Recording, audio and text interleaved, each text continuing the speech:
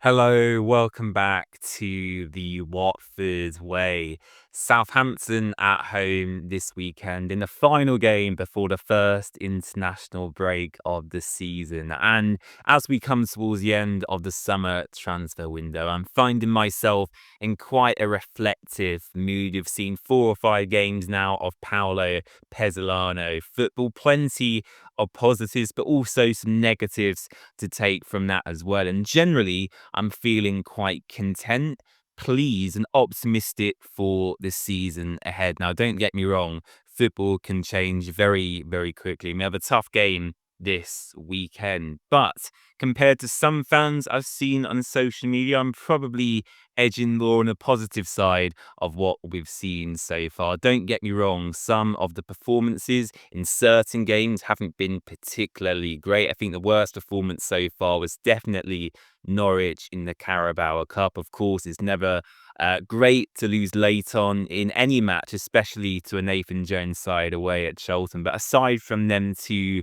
results, the QPR victory I thought was good. Swansea City away, whilst they accused us of time wasting, I think that's something Watford haven't done in previous years. The dark arts of football, if you will. Tom Cleverley alluded to that plenty last season. He said we weren't doing kind of the dirty work, the nasty stuff enough in certain matches. And Swansea City fans on the whole accused us of that last weekend. But ultimately, we come away with a decent point away from home. And as I said in that one, win your home games, draw your away games, and you'll be in a pretty decent position. Now, looking at Southampton ahead of this weekend, they secured an opening day victory over Wrexham. They scraped past Northampton Town in the Carabao Cup. A 1-1 draw away at Ipswich was followed by a defeat at home to 10-man Stoke City before beating Norwich 3-0 in the Carabao Cup during the week. So like Watford, they've had a pretty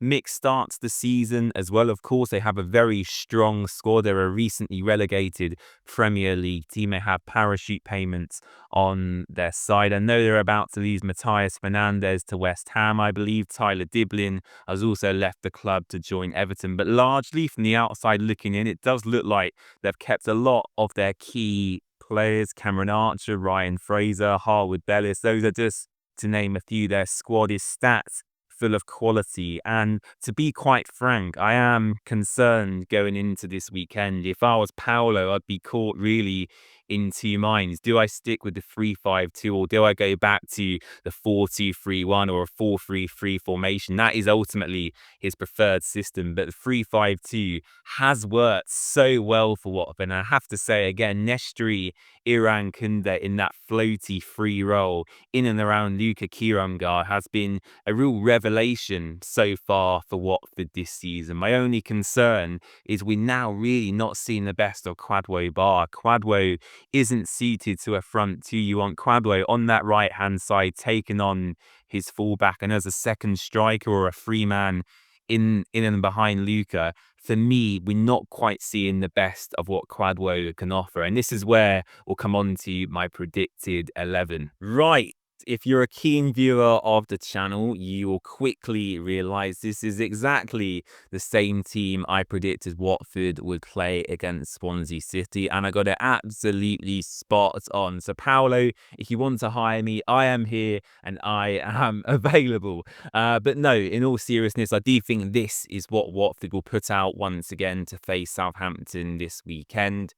Preferably for me as a football fan, I like to see a 4-3-3 or a 4-2-3-1. I think for me, the excitement of having Kwadwo Bar and Nestri Irankunda out wide running at fullbacks can't be understated. But for now, given the injuries, suspensions and squad depth we have available, I do think this system is probably best suited to what we have available currently. Irankunda in this free role around Luka Kiramgard for me is so good. Luka himself probably should have had a couple of goals against Swansea. He had a good header saved in that first half. Opportunity cleared off the line as well. My one concern in this system is, of course, the midfield three. Hector Cipriani, I have no issues with personally. I think he's been fantastic since he come into the club. I'm more so concerned about Musa Sissoko and Edu Kayembe. Whilst they have certain qualities, Kayembe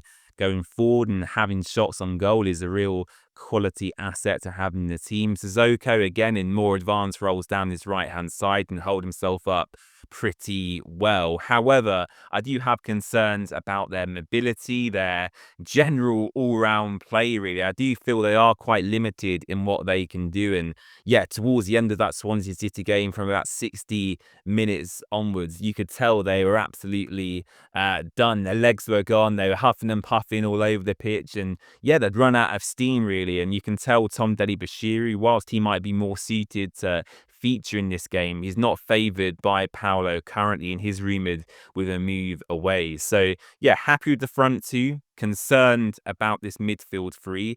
The fullbacks, I feel, generally have done well so far. And Ngakia, again, for me, while some people I've seen disagree on social media, I thought once again against Swansea he had a pretty decent performance. Mark Boller has been outstanding. I feel he's really gone under the radar so far this season. So a massive shout out to him. He seems like a top guy, top professional, a happy-go-lucky type of personality. And yeah, he's been absolutely brilliant for Watford so far. So happy to see him start again. Max Alleyne is interesting. I did feel in the first half against Swansea, he struggled somewhat to deal with the intensity and physicality of the game. He's someone, given his standing at Manchester City and how they like to play in their academy system, I would have expected him to maybe play more passes out on the floor, whereas against Swansea, he was very much hoofing passes kind of down these channels here, and you really wanted him to play into feet into the likes of Ngakia, Boller, or Cipriani, really. So I think for me, Max Alleyne, I think that the more he plays, the more comfortable he'll get. But for now, yeah, I'm happy to have him back in there. And Matty Pollock, as far as I'm aware, still isn't quite back from his injury issues. So Max Alleyne definitely in at centre-back. Kevin Caben, again, outstanding so far this season. Haven't put a foot wrong. James Abankwah, very much still a young player. He's growing, he's learning. We saw last season he makes some silly mistakes and decisions at times, and I think the reason I've included him again is because he has that ability to cover this right channel. If Ngakia is pushing right up here or inside into these advanced midfield areas, Abankwah can come over here and cover that space. So that's why I'm including him once again. He was at fault for the goal against Swansea City. Vopotnik coming in behind him. Abankwah not really aware of what was happening around him, and he ultimately caused Watford to concede late on. But largely, on the whole, given the players we have available, I'm pretty content with this lineup. Now, of course, we could see potentially a shift back to this 4-3-3 or 4-2-3-1. If I do this for you now and take out Max Alleyne, for example, bring Abankwah and Caben a bit closer, Boller and Ngakia not as advanced, all of a sudden this is turning out to be a very different system. Miran Kundum potentially on this right-hand side, Kwadwo Bar over on this left, and for me that looks a lot more exciting, solid, and of course it gives Southampton the opportunity to get balls in behind here given the issues we have in midfield. But if you want to get your best players on the ball and most importantly start Kwadwo Bar, this for me is the system we should go with. And as I said, I think after the international break, this is probably what we'll see.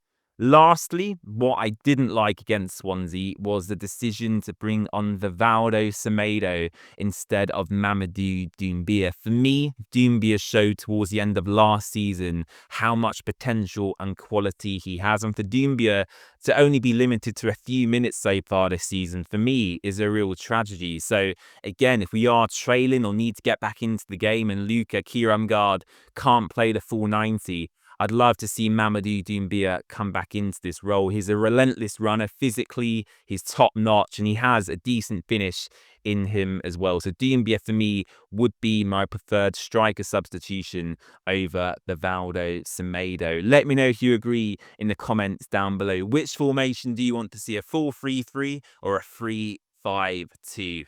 Okay, score prediction time. For me, what I don't want to happen is to go into the international break on the back of quite a heavy defeat, and that is clearly possible. As mentioned already, the players Southampton have and the quality and depth they have at their disposal is immense compared to Watford. So a heavy defeat is very much a possibility. But for me, I'm backing the lads, I'm backing the boys, and I'm going for a 2-2 draw in this one, which would make it 3 games unbeaten for Paulo Pesolano and a platform to build on for the rest of the season. I do have to mention as well, Watford have been linked with a new signing in midfield. Fabrizio Romano reporting that we are close to agreeing a deal to sign non-Police Mendy on a free transfer. The former Lens and Watford midfielder is set to sign on a 1-year contract with the option to extend for a further year. If he's to feature this weekend, which I do feel is unlikely, he would have to be registered by midday on Friday, 29th of August. So my initial reactions to that is that I feel quite underwhelmed. I'm happy we brought in an experienced player in that position. He'll add some bite, some grit, and as I said, some experience in that role. But given the names we've been linked with already this transfer window, yeah, I'm quite disappointed in that one. But I'm not going to write him off just yet. We have to give him a chance, of course. So yeah, that one looks like it's going to be confirmed at some point this week. Thank you so much for watching. I really appreciate your time. Don't forget to subscribe to The Watford Way and keep an eye out for our match reaction after the game. Bye-bye.